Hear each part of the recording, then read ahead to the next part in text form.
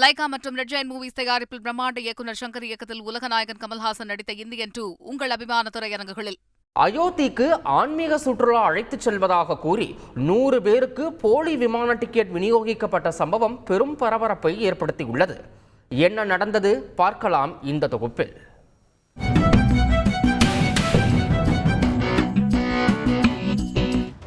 மதுரை விமான நிலையத்தில் பயணிகள் வழக்கத்திற்கு மாறாக ஏன் இவ்வளவு பரபரப்பாக உள்ளனர்? விமானம் ரத்தாகிவிட்டதா? விமானம் தாமதமாகிவிட்டதா? இரண்டுமே இல்லை. இவர்களுக்கு வழங்கப்பட்ட விமான டிக்கெட்டே போலி என்பதால் தான்.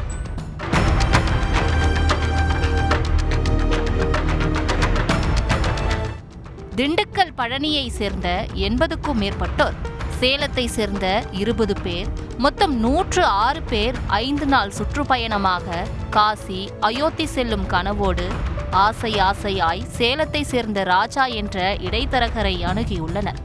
ராஜாவோ அதே ஊரை சேர்ந்த சிவானந்தம் என்ற புக்கிங் ஏஜென்ட்டை அணுகியுள்ளார். விமானம், தங்குமிடம், உணவு என ஒரு நபருக்கு 30,000 ரூபாய் வீதம் சுமார் 30 லட்சம் ரூபாய் பணத்தை பெற்றுக்கொண்டு புக்கிங் ஏஜென்ட் சிவானந்தம் டிக்கெட்டை அனுப்பியுள்ளார். டிக்கெட் கிடைத்த மகிழ்ச்சியில் அனைவரும் பக்தி பரவசத்தோடு அயோத்தி செல்ல டெல்லி செல்லும் விமானத்தில் பயணத்திற்காக மதுரை விமான நிலையம் வந்தடைந்தனர். அங்குதான் அதிர்ச்சி காத்திருந்தது. அதிகாரிகள் டிக்கெட்களை பரிசோதனை செய்துவிட்டு 106 டிக்கெட்களும் போலி என கூறவே அதிர்ந்து போயினர் பயணிகள்.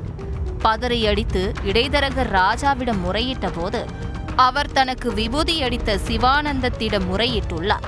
சிவானந்தமோ ஏதோ தவறு நடந்து விட்டதாகவும் வரும் 18ஆம் தேதிக்கு அனைவருக்கும் மீண்டும் டிக்கெட்டை மாற்றி தருவதாகவும் உறுதியளித்ததாக கூறப்படுகிறது.